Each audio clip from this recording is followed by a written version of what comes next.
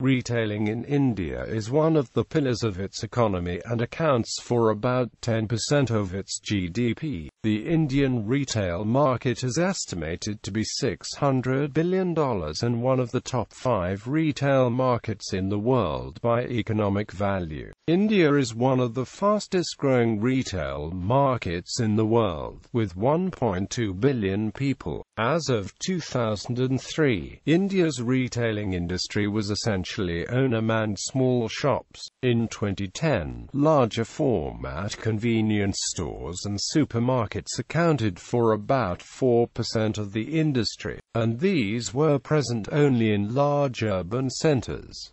India's retail and logistics industry employs about 40 million Indians. Until 2011, Indian central government denied foreign direct investment in multi-brand retail, forbidding foreign groups from any ownership in supermarkets, convenience stores, or any retail outlets. Even single-brand retail was limited to 51% ownership and a bureaucratic process. In November 2011, India's central government announced retail reforms for both multi-brand stores and single-brand stores. These market reforms paved the way for retail innovation and competition with multi-brand retailers such as Walmart, Carrefour and Tesco, as well as single-brand majors such as IKEA, Nike, and Apple. The announcements sparked intense activism, both in opposition and in support of the reforms. In December 2011, under pressure from the opposition, Indian government placed the retail reforms on hold till it reaches a consensus.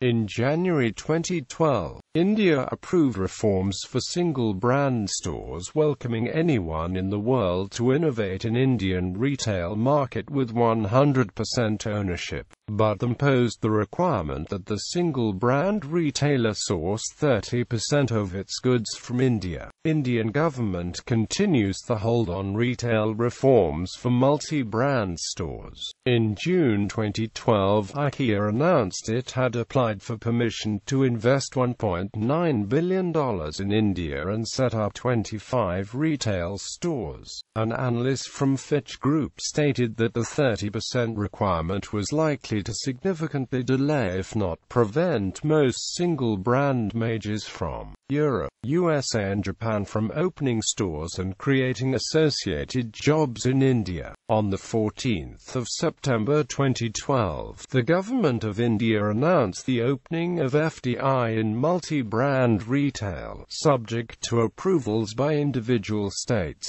This decision was welcomed by economists and the markets, but caused protests and an upheaval in India's central government's political coalition structure. On the 20th of September 2012, the Government of India formally notified the FDI reforms for single and multi-brand retail, thereby making it effective under Indian law. On the 7th of December 2012, the federal government of India allowed 51% FDI in multi-brand retail in India. The government managed to get the approval of multi-brand retail in the parliament despite heavy uproar from the opposition. Some states will allow foreign supermarkets like Walmart, Tesco and Carrefour to open, while other states will not. Local terms. Organized retailing in India refers to trading activities undertaken by licensed retailers, that is, those who are registered for sales tax, income tax, etc. These include the publicly traded supermarkets, corporate-backed hypermarkets and retail chains, and also the privately owned large retail businesses. Unorganized retailing, on the other hand, refers to the traditional formats of low-cost retailing, for example, the local corner shops, owner-manned general stores, pan, beedi shops, convenience stores, handcart and pavement vendors, etc. Organized retailing was absent in most rural and small towns of India in 2010. Supermarkets and similar organized retail accounted for just 4% of the market. Most Indian shopping happens in open markets and numerous small grocery and retail shops. Shoppers typically wait outside the shop, ask for what they want, and cannot pick or examine a product from the shelf. Access to the shelf or product storage area is limited. Once the shopper requests the food staple or household product they are looking for, the shopkeeper goes to the container or shelf or to the back of the store, brings it out and offers it for sale to the shopper. Often the shopkeeper may substitute the product, claiming that it is similar or equivalent to the product the consumer is asking for. The product typically has no price label. In these small retail shops, all packaged products must display the maximum retail price above which the product cannot be sold. It is a criminal offense to do so. The shopkeeper can price the food staple and household products arbitrarily, and two consumers may pay different prices for the same product on the same day, but never will those prices be above the maximum retail price. Price is rarely negotiated between the shopper and shopkeeper. The shoppers usually do not have time to examine the product label, and do not have a choice to make an informed decision between competitive products. India's retail and logistics industry, organized and unorganized in combination, employs about 40 million Indians. The typical Indian retail shops are very small. Over 14 million outlets operate in the country, and only 4% of them being larger than 500 square feet in size. India has about 11 shop outlets for every 1,000 people. Vast majority of the unorganized retail shops in India employ family members, do not have the scale to procure or transport products at high volume wholesale level, have limited to no quality control or fake versus authentic product screening technology, and have no training on safe and hygienic storage, packaging or logistics.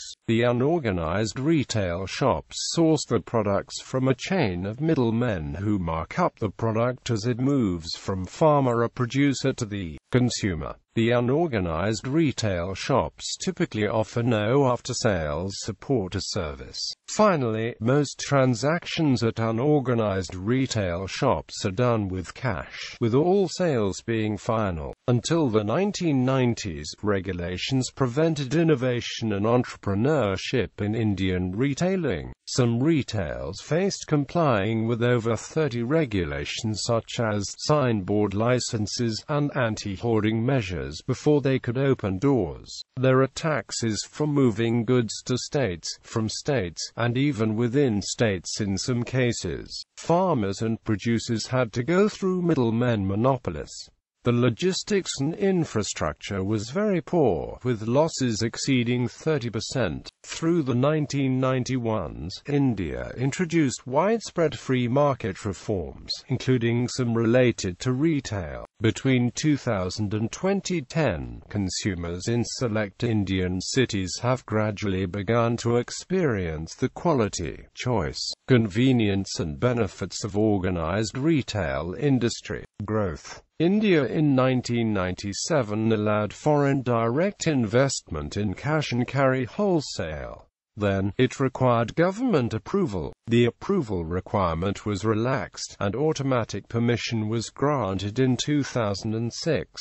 Between 2000 to 2010, Indian retail attracted about $1.8 billion in foreign direct investment, representing a very small 1.5% of total investment flow into India. Single-brand retailing attracted 94 proposals between 2006 and 2010, of which 57 were approved and implemented. For a country of 1.2 billion people, this is a very small number. Some claim one of the primary restraints inhibiting better participation was that India required single-brand retailers to limit their ownership in Indian outlets to 51%.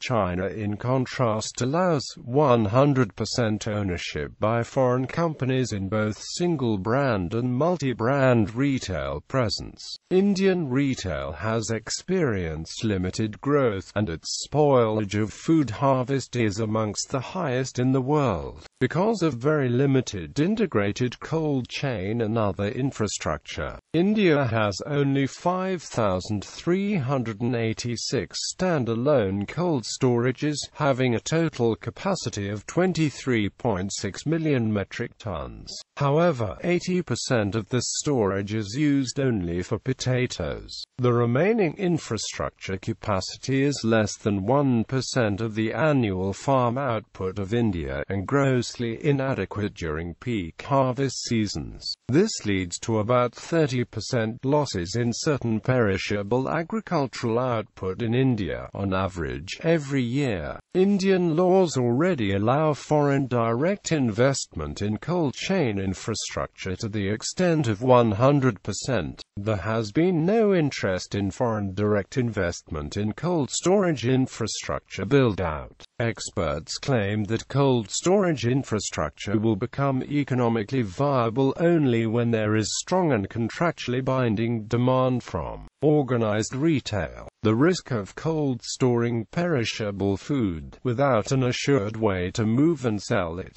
puts the economic viability of expensive cold storage in doubt. In the absence of organized retail competition and with a ban on foreign direct investment in multi-brand retailers, foreign direct investments are unlikely to begin in cold storage and farm logistics infrastructure. Until 2010, intermediaries and middlemen in India have dominated the value chain. Due to a number of intermediaries involved in the traditional Indian retail chain, norms are flouted and pricing lacks transparency. Small Indian farmers realize only 1/3 of the total price paid by the final Indian consumer, as against 2/3 owed by farmers in nations with a higher share of organized retail. The 60% plus margins for middlemen and traditional retail shops have limited growth and prevented innovation in Indian retail industry. India has had years of debate and discussions on the risks and prudence of allowing innovation and competition within its retail industry. Numerous economists repeatedly recommended to the government of India that legal restrictions on organized retail must be removed, and the retail industry in India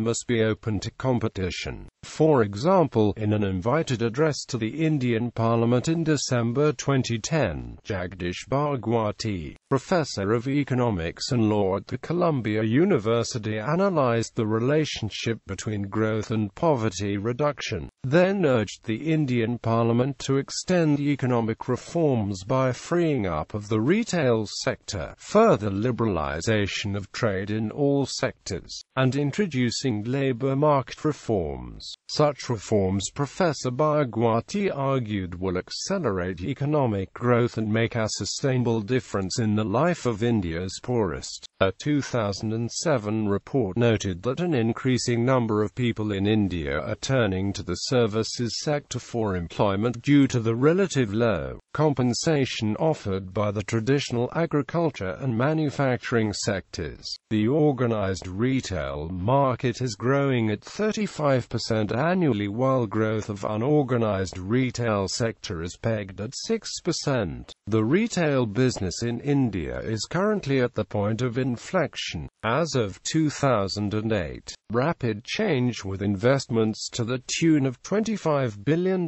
were being planned by several Indian and multinational companies in the next 5 years. It is a huge industry in terms of size, and according to India Brand Equity Foundation, it is valued at about $395.96 billion. Organized retail is expected to garner about 16 to 18% of the total retail market in the next 5 years.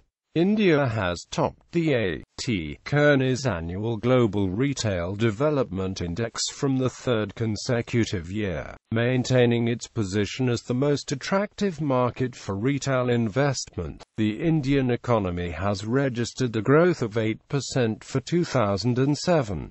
The predictions for 2008 is 7.9%. The enormous growth of the retail industry has created a huge demand for real estate. Property developers are creating retail real estate at an aggressive pace, and by 2010, 300 malls are estimated to be operational in the country. Before 2011, India had prevented innovation and organized competition in its consumer retail industry. Several studies claim that the lack of infrastructure and competitive retail industry is a key cause of India's persistently high inflation. Furthermore, because of unorganized retail, in a nation where malnutrition remains a serious problem, food waste is rife. Well over 30% of food staples and perishable goods produced in India spoils because poor infrastructure and small retail outlets prevent hygienic storage and movement of the goods from the farmer to the consumer. One report estimates the 2011 Indian retail market is generating sales of about $470 billion a year, of which a minuscule $27 billion comes from organized retail such as supermarkets, chain stores with centralized operations, and shops in malls. The opening of retail industry to free market competition, some claim, will enable rapid growth in retail sector of Indian economy. Others believe the growth of Indian retail industry will take time, with organized retail possibly needing a decade to grow to a 25% share. A 25% market share, given the expected growth of Indian retail industry through 2021, is estimated to be over $250 billion a year, a revenue equal to the 2009 revenue share from Japan for the world's 250 largest retailers. The Economist forecasts that Indian retail will nearly double in economic value, expanding by about $400 billion by 2020. The projected increase alone is equivalent to the current retail market size of France. In 2011, food accounted for 70% of Indian retail, but was underrepresented by organized retail. A.T. Kearney estimates India's organized retail had a 31% share in clothing and apparel, while the home supplies retail was growing between 20% to 30% per year. These data correspond to retail prospects prior to November announcement of the retail reform. It might be true that India has the largest number of shops per inhabitant. However, there are detailed figures for Belgium, the Netherlands, and Luxembourg. In Belgium, the number of outlets is approximately 8 per 1,000, and in the Netherlands it is 6. So the Indian number must be far higher. The Indian retail market. Modern retail format. Indian market has high complexities in terms of a wide geographic spread and distinct consumer preferences varying by each region, necessitating a need for localization even within the geographic zones. India has highest number of outlets per person. Indian retail space per capita at 2 square feet per person is lowest in the world. Indian retail density of 6% is highest in the world. 1.8 million households in India have an annual income of over 4.5 million rupees. The organized retail market has a share of 8% as per 2012. While India presents a large market opportunity given the number and increasing purchasing power of consumers, there are significant challenges as well, given that over 90% of trade is conducted through independent local stores. Challenges include geographically dispersed population, small ticket sizes, complex distribution network, little use of IT systems, limitations of mass media, and existence of counterfeit goods. A number of merger and acquisitions have begun in Indian retail market. PwC estimates the multi-brand retail market to grow to $220 billion by 2020. Indian retailers. A 2012 PwC report states that modern retailing has a 5% market share in India with about $27 billion in sales, and is growing at 15 to 20% per year. There are many modern retail format and mall companies in India. Some examples are in the following table. Challenges. A McKinsey study claims retail productivity in India is very low compared to international peer measures. For example, the labor productivity in Indian retail was just 6% of the labor productivity in United States in 2010. India's labor productivity in food retailing is about 5% compared to Brazil's 14%, while India's labor productivity in non-food retailing is about 8% compared to Poland's 25%. Total retail employment in India, both organized and unorganized, account for about 6% of Indian labor workforce currently, most of which is unorganized. This about a third of levels in United States and Europe, and about half of levels in other emerging economies. A complete expansion of retail sector to levels and productivity similar to other emerging economies and developed economies such as the United States would create over 50 million jobs in India. Training and development of labor and management for higher retail productivity is expected to be a challenge. In November 2011, the Indian government announced relaxation of some rules and the opening of retail market to competition. India retail reforms. Until 2011, Indian central government denied foreign direct investment in multi-brand Indian retail, forbidding foreign groups from any ownership in supermarkets, convenience stores, or any retail outlets, to sell multiple products from different brands directly to Indian consumers. The government of Manmohan Singh, Prime Minister, announced on the 24th of November 2011 the following. India will allow foreign groups to own up to 51% in multi-brand retailers, as supermarkets are known in India. In the most radical pro-liberalization reform passed by an Indian cabinet in years, single-brand retailers, such as Apple and IKEA, can own 100% of their Indian stores, up from the previous cap of 51%. Both multi-brand and single-brand stores in India will have to source nearly a third of their goods from small and medium-sized Indian suppliers. All multi-brand and single-brand stores in India must confine their operations to 53 odd cities with a population over 1 million, out of some 7,935 towns and cities in India. It is expected that these stores will now have full access to over 200 million urban consumers in India. Multi-brand retailers must have a minimum investment of $100 million, with at least half of the amount invested in back-end infrastructure, including cold chains, refrigeration, transportation, packing, sorting and processing, to considerably reduce the post-harvest losses and bring remunerative prices to farmers. The opening of retail competition will be within India's federal structure of government. In other words, the policy is an enabling legal framework for India. The states of India have the prerogative to accept it and implement it, or they can decide to not implement it if they so choose. Actual implementation of policy will be within the parameters of state laws and regulations.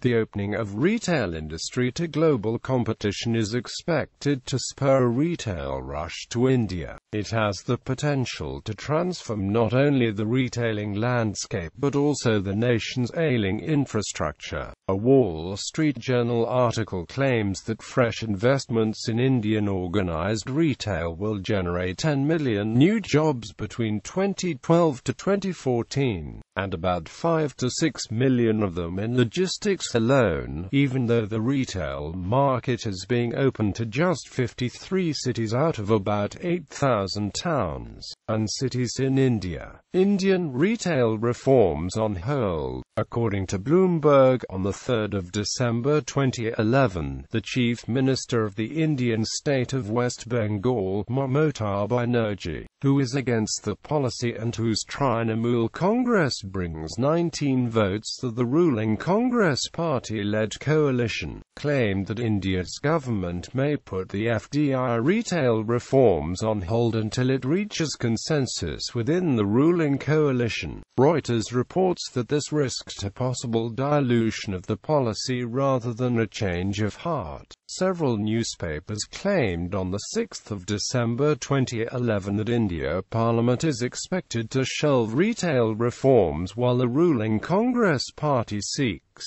consensus from the opposition and the Congress party's own coalition partners. Suspension of retail reforms on the 7th of December 2011 would be, the reports claimed, an embarrassing defeat for the Indian government, suggesting it is weak and ineffective in implementing its ideas. Anand Sharma, India's Commerce and Industry Minister, after a meeting of all political parties on the 7th of December 2011 said, "The decision to allow foreign direct investment in retail is suspended till consensus is reached with all stakeholders." On the 19th of February 2013, Tamil Nadu became the first state in the country to stoutly resist MNC invasion into the domestic retail sector. In Chennai, Tamil Nadu CMDA authorities placed a seal on the massive warehouse spreading across 7 acres that had reportedly been built for one of the world's leading multinational retail giants, Walmart. In February 2014, the Vasundhara Raje-led newly elected Rajasthan government reversed the earlier government's decision of allowing FDI in retail in the state. It reasoned that the sources of domestic retail are primarily local, whereas international retail affects domestic manufacturing activity and hence reduces employment opportunities.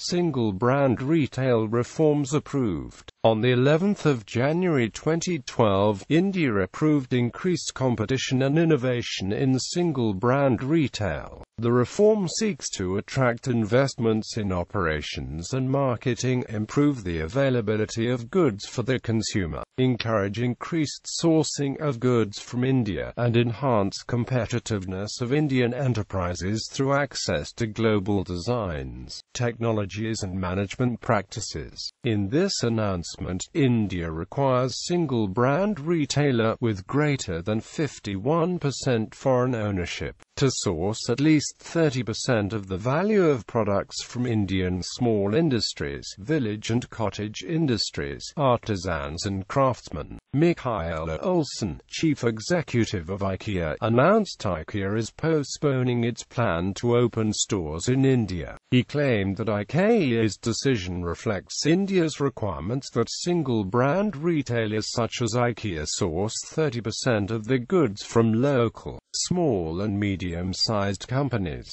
This was an obstacle to IKEA's investment in India, and that it will take IKEA some time to source goods and develop reliable supply chains inside India. IKEA announced that it plans to double what it sources from India already for its global product range, to over $1 billion a year, within 3 years. IKEA in the near term plans to focus expansion instead in China and Russia, where such restrictions do not exist. On the 19th of February 2013, Tamil Nadu became the first state in the country to stoutly resist MNC invasion into the domestic retail sector. In Chennai, Tamil Nadu CMDA authorities placed a seal on the massive warehouse spreading across 7 acres that had reportedly been built for one of the world's leading multinational retail giants, Walmart.